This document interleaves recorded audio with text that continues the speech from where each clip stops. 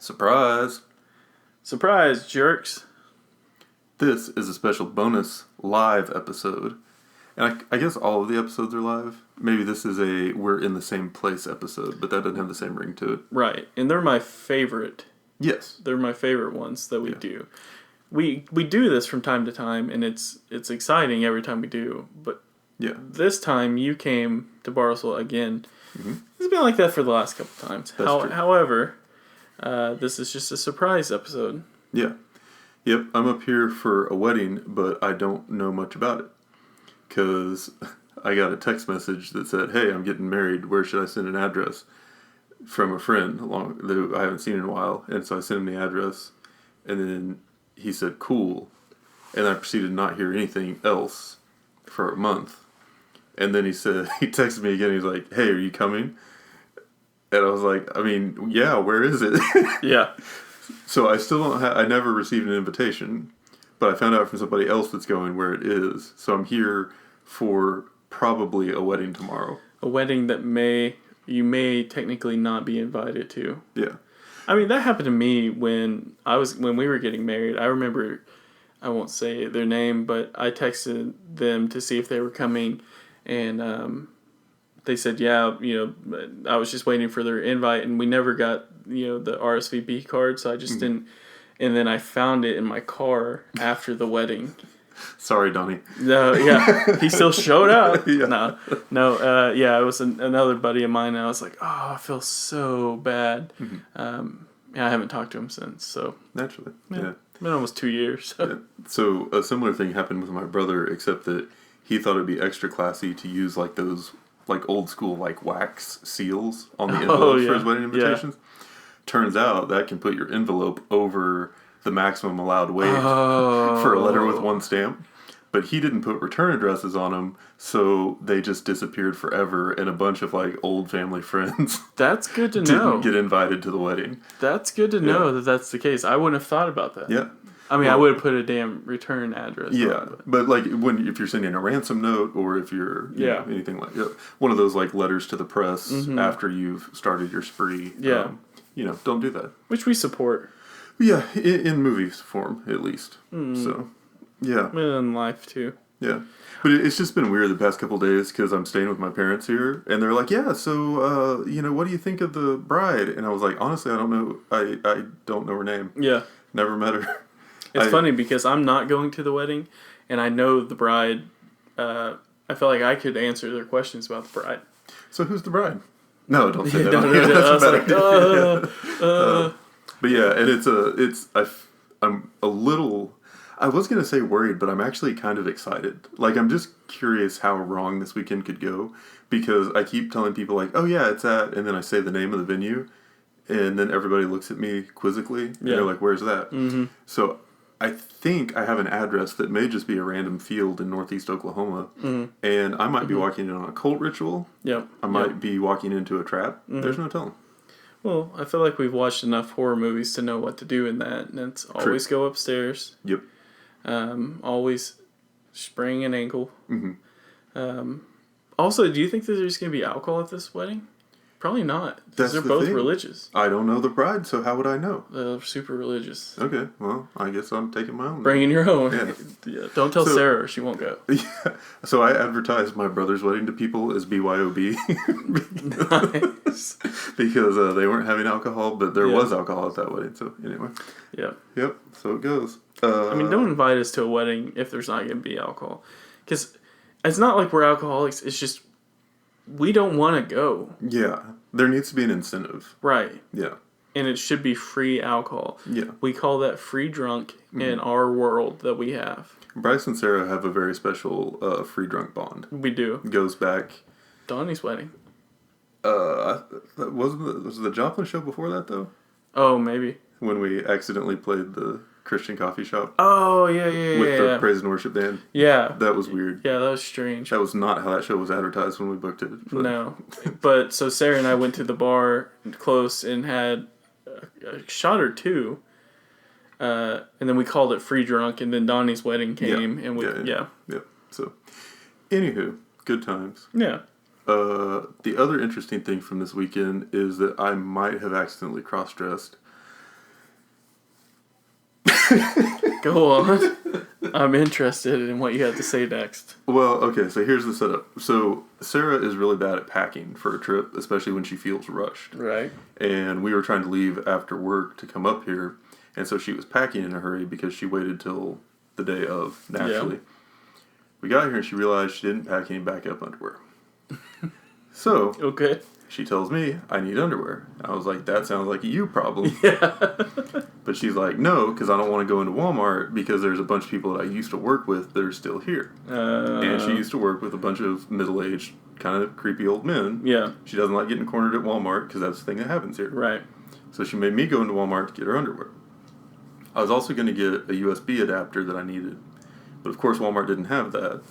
So fast forward, I find myself walking to the checkout in small-town Oklahoma Walmart, holding nothing but a pair of women's underwear that is roughly the size that I would wear if I were doing that. So I pulled a hard left turn out of that, and I was like, I got to find something else to buy. But I was like, I forgot to pack my sandals, so I'm going to go get sandals. Yeah. So I did, and I went, and I looked. Oh, look, there's ones that seem like they're going to fit. They are $3 because they're on sale. I'm going to get those. So I grabbed the sandals. I'm like, sandals and underwear. This could be like a routine grocery trip. Like, it's not as weird now. And so then I get to the checkout, I toss down the underwear, I toss down the sandals. I hadn't turned them over, bright pink. So I think I accidentally bought women's sandals to go along with my women's underwear. Okay. And I think I got judged real hard on my way out of Walmart yesterday. You guys should have seen, because he was like smiling when he said accidentally. So it's like, it's all right with me, man. The sandals are comfortable. Hey. The underwear rides up. I support you, man. We've been friends long enough. Yeah. I'm fine with it. We're not going to undo it now. There's too much effort making new friends. I thought you were going to say that you went to try to find the USB port because you hadn't mentioned the underwear yet. Yeah. And then you walked out wearing women's underwear. Just like cut to that. And it's like, what? I was really hoping that's where that was going to go. I just left out the parts about putting it on. Yeah. We were watching I like to watch... Because I'm a white guy, I like to watch shows about serial killers. Mm. And Katie... It's kind of like real-life horror movies. Almost. Yeah. Just trying to learn. And so Katie walks in, and it's at the part where they're showing the pictures of the guy.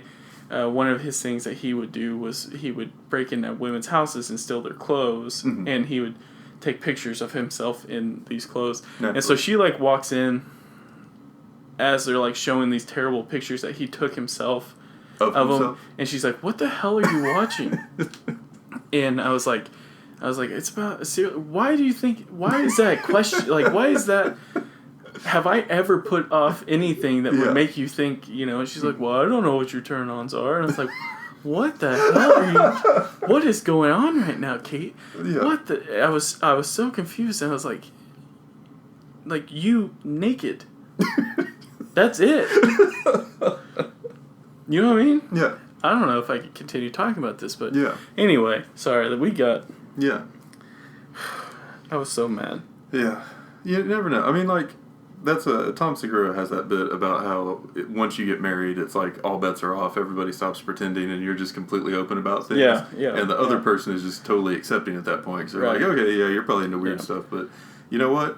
I'm committed to you. It's easier to just deal with it than leave. So, but anyway, we have gathered here together to discuss a list about which we are doing a season of the podcast, and that is Esquire's list of top, youngest, sexiest men alive. That's for damn sure. I can pull that back up. The list is actually the 50 scariest movies of all time. And even though you're hearing this sooner, the ones that we've recorded so far are Blood and Black Lace, Under the Skin, M, and the most recent one was an old... it was Cabin Fever. Cabin Fever, yes, thank you. And so the other two that were on the list so far that we haven't watched were Scream, because we've already done an episode on that. Right. And then also a movie that was made as like a prequel to Twin Peaks, which we chose not to watch because everything we read about it said that basically you needed to be familiar with the show to appreciate the movie at all. And so we've gotten, I mean, we could say we're like 6 in, and I was just curious kind of how you were feeling about the list so far, the movies that were on it, and anything that you would maybe change about it so far. So I think so with this list, there's a couple good things and a couple bad things. The good things are it's opened us up to watch movies that I don't think we would have picked. True. You know, for a while, like Blood and Black Lace or Under the Skin. Mm-hmm. So that's what I think. Like M is a prime example. Yeah. That was real cool. It's a prime example, but the problem with it is that we're at number 50. You know, we're still early on in the list, so we're at 45 to 50, and just haven't been that scary. Yeah. Which, this list is just best horror movies. Yeah. But it's. Well, the list does say scariest. Oh, does it say scariest? Yeah, so, like, that was kind of the point of this is... Oh, it does. Okay, that's the URL says best horror, but I guess so it is the scariest. That's where I was going, and I saw that, and I stopped. But, so those haven't been... Mm-hmm. I don't think anyone we've watched has been actually scary to me, which is kind of... Like, I'm ready for it. Yeah. But... Yeah, and the feeling is like we've been doing this series for a while, and I think it's been or doing this podcast for a while, and I feel like it's been a while since we actually watched a movie that we were both just like, oh my god, that was chilling. Right. And so this was kind of a hope. The hope in doing this list was that we would get back into some of those, and maybe especially among some that we hadn't heard of. And so far, I think it's been really good from just a fan of horror movies perspective. Like you mentioned, Blood and Black Lace and M. I'm really glad that I've seen, and the influence and the place that they fall in the history of horror movies is awesome. But I definitely haven't picked up on anything so far that I was like, wow, that's one that I'm really going to remember because of how scary it was. Yeah, and I think it's a prime example of horror movies. So, like, part of this podcast is we are doing this to have fun. This is what we enjoy doing. Mm-hmm. We hope people listen, but honestly, we've been doing this for long enough where it's just like we're just going to continue doing it. Mm-hmm. But you realize in doing that, like, the movies that we give, early on we were giving good grades to or bad grades, like, it's just our opinion. So this list is just some person's opinion that's we wanted to see. So that's what I kind of like about it, where it's like you can everyone's entitled to their own opinion. But ours is still better. Ours is better is what we're proving. That's the nice part. It's like going. It's a lot of confirmation that we're smarter than the other people on the internet. And that's all I care about. Yeah, naturally. But, I just like the fact that, it's kind of like that with everything, but horror movies, it seems like you run into a lot of, like because they're supposed to be scary, like, you have the people who don't like them and this and that, and it's like, but when you come upon a comedy, it's like, it's, okay, you have, like, dark or black comedy, and there's a couple different, but if it's a funny movie, it's just a funny movie. Yeah. If you put out a horror movie, it's like, well, it's a good movie, but it's not that scary, or it's, it's, so we're just trying to, go through this list as well as possible, but it's opening our eyes to, movies that we hadn't seen before. Yeah. Well, and I think that for everybody with horror movies, there's also a certain nostalgia factor. I think that everybody remembers, like, the first time they saw a movie where they went home afterwards and had nightmares or couldn't go to sleep because of it. And that's something that makes, like, a really lasting memory in a way that I think a lot of other types of movies don't. I mean, do you really remember the first comedy movie you saw? Or the first animated movie you saw? It's just a different thing, and it makes a different type of impression on you as a viewer. And that's what we like about it. Is, horror movies are a different breed, and they inspire people to be creative in a very different way. And I think that it's also, by nature, ambitious. Right. Because just the premise of, I'm going to put something on film that is going to make people feel scared and not think that it's ridiculous is kind of amazing. And it's that same rush that I think we appreciate as people who have, played music on stage in front of people. It's kind of that thrill of it, or that ambition of it, or that I'm going to go for this form of art that leaves me totally vulnerable, that makes really good art. I think. Yeah. It's also good, too, because it's like, at the end of the day, if you don't understand it, it's like, well, I can't explain my art to you. Mm-hmm. Yeah, exactly. Yeah. Oh, you're not. If I have to explain it, then you're out of. Yeah. Oh, I'm sorry. You're not smart enough to get it. Yeah. Exactly. Yeah.